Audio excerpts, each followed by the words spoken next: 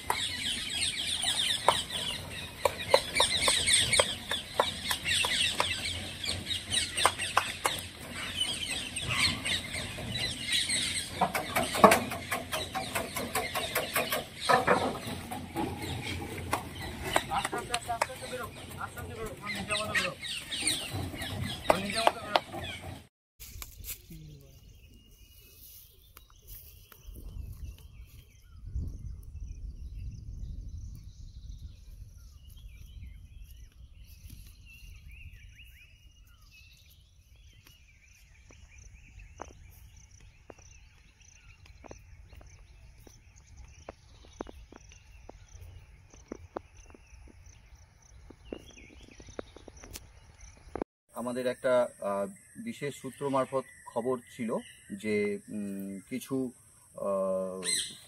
টিয়া পাখি পাচার হবে।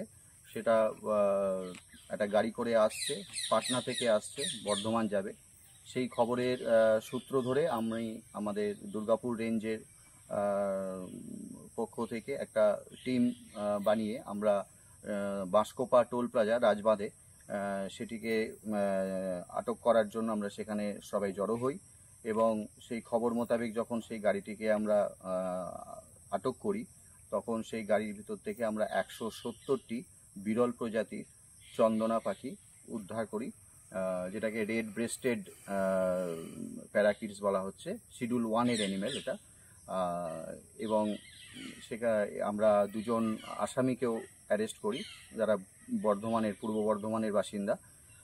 তাদেরকে কোর্টে প্রডিউস করা হয়েছে এবং মাননীয় কোর্টের নির্দেশ অনুসারে আমরা এই 170টি বিরল প্রজাতির যে চন্দনাটিয়া সেগুলোকে আমরা দেউল কনজারভেশন সেন্টারের মধ্যে তাদেরকে ছাড়লাম কোর্টের নির্দেশ মোতাবেক।